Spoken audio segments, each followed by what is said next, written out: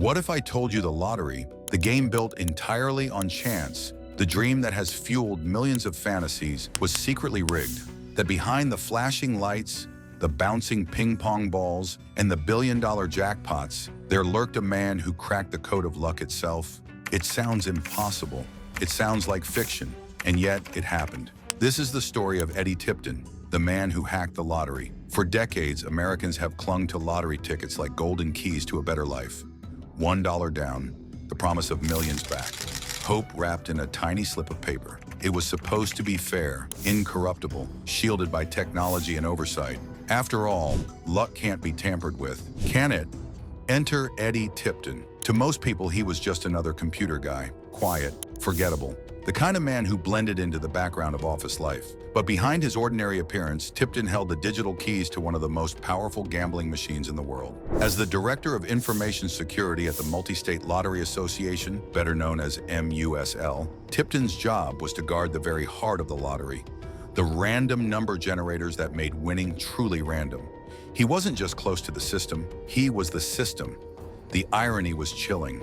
The man tasked with protecting the lottery's integrity was secretly plotting to break it. His position gave him access to the supposedly untouchable machines, sealed in secure rooms, monitored by cameras, and subjected to endless protocols. But what no one realized was that the real danger wasn't outside. It was sitting inside the control room. Tipton's weapon of choice wasn't brute force or bullets, it was code.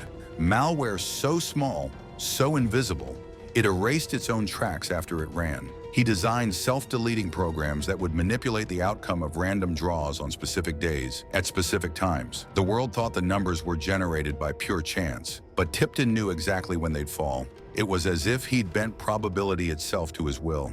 Of course, he couldn't walk into a store and cash in million-dollar tickets himself. That would be too obvious. So he turned to a network of friends and relatives, a brother in Texas, a trusted friend in Wisconsin, even associates who believed they were just lucky buyers. Together, they cashed in on jackpots that should never have been predictable, funneling millions through a web of claims. The scheme stretched across state lines, from Iowa to Colorado, Wisconsin to Kansas. For nearly a decade, no one suspected a thing. The jackpots looked random, the winners looked normal, and Eddie Tipton walked away each time, a ghost in the machine. But with every con, the greed grows, and eventually even the perfect crime leaves a crack. For Tipton, that crack appeared in December 2010 when a winning ticket worth $16.5 million was purchased at a Quick Trip convenience store. In Des Moines, Iowa, the jackpot sat unclaimed for weeks. Then came an anonymous attempt to claim it through a New York lawyer on behalf of a mysterious Belizean trust. It didn't smell right. The lottery had strict rules: no anonymous winners, no shady offshore trusts. Something about this prize felt off, and soon investigators would uncover the grainy surveillance footage that turned Eddie Tipton's world upside down. The security cameras at that Iowa Quick Trip told a story no one expected. Grainy but clear enough, the footage revealed a man buying the winning $16.5 million ticket. He wore a hooded sweatshirt, a baseball cap pulled low, and dark gloves. He moved quickly, trying not to be noticed, but investigators noticed something else: his size. The man was big, broad-shouldered, towering over the counter. Not many people matched that description within the tiny inner circle of lottery employees. And one name kept surfacing: Eddie Tipton. The very idea was outrageous. Eddie was the Director of Information Security at MUSL. His job was to prevent fraud, to keep the lottery untouchable. The thought that he could be the one undermining it all felt like a twist too far. Like the fox not just guarding the henhouse but running it. Still, suspicion alone wasn't proof. Authorities needed more. As the investigation deepened, odd coincidences began to emerge. A $2 million win in Colorado, a $783,000 ticket in Wisconsin, another jackpot in Kansas. Different states, different winners, but they all had one thing in common: a strange connection back to Eddie Tipton or his close associates. When investigators dug into the Colorado case, they discovered that the winning ticket had been claimed by a man named Robert Rhodes, Tipton's longtime friend. In Wisconsin, the $1 million claim was tied to Tipton's own brother, Tommy. Piece by piece, the puzzle was coming together. But how could one man control the outcome of supposedly random lottery draws? That was the real question.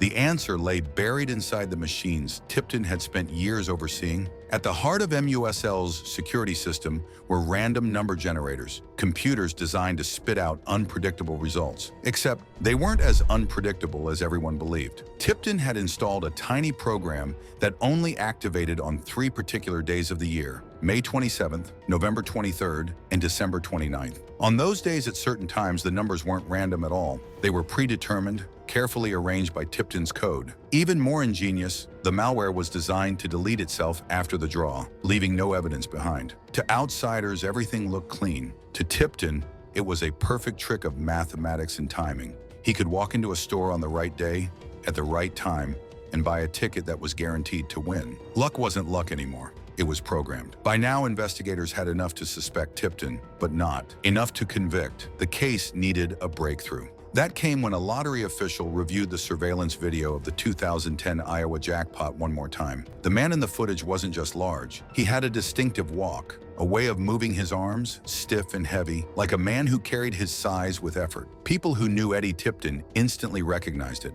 It was him. In January 2015, nearly 5 years after that suspicious jackpot, Tipton was arrested. The charges: 2 counts of fraud. But even as he stood in court, he denied everything. He insisted he was being framed, that the footage wasn't conclusive, that the idea of hacking luck was absurd.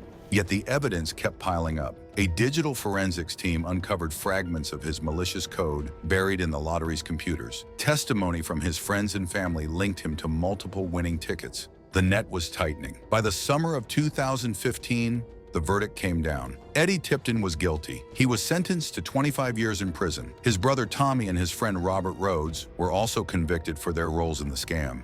But the trial revealed something even more disturbing. This wasn't just one jackpot or 2. Over nearly a decade, Tipton may have siphoned anywhere from $24 million to over $50 million in rigged winnings. The scale was staggering, and yet the most unsettling part wasn't the money, it was the betrayal. Millions of ordinary players had bought tickets in good faith, believing in chance, in hope, in the dream of a fair shot. Eddie Tipton had stolen more than dollars. He had stolen trust itself. The courtroom fell silent as the gavel struck, sealing Eddie Tipton's fate. 25 years behind bars. A man who once preached about security and integrity was now branded the architect of the greatest lottery fraud in U.S. history. But even as the sentence was read, questions lingered. How many jackpots had he truly stolen? How many lives had been altered by his invisible hand? And could anyone ever trust the lottery again? In the months after his conviction, state lotteries across the country scrambled to restore credibility. Investigators dug into old records, cross-checking suspicious jackpots against Eddie's travel logs and personal connections. What they found was chilling, a pattern of improbable wins stretching back nearly a decade. From Wisconsin to Colorado, Kansas to Oklahoma, money had quietly flowed into the pockets of those closest to Tipton. Millions of dollars siphoned off in plain sight, hidden beneath the mask of random chance. The public outrage was immediate. The lottery, long sold as the one pure gamble, where every ticket had an equal shot, suddenly looked like a rigged carnival game. Lawmakers demanded reforms. Security systems were overhauled.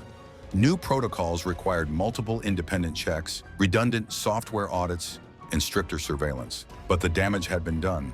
The illusion of luck had been shattered. And yet what haunted people most wasn't just the crime itself. It was the simplicity of it. Eddie hadn't needed an army of hackers or high-tech gadgets straight out of a spy thriller. He needed a few lines of malicious code, a position of trust, and the arrogance to believe he'd never be caught. For nearly 10 years, that belief held true.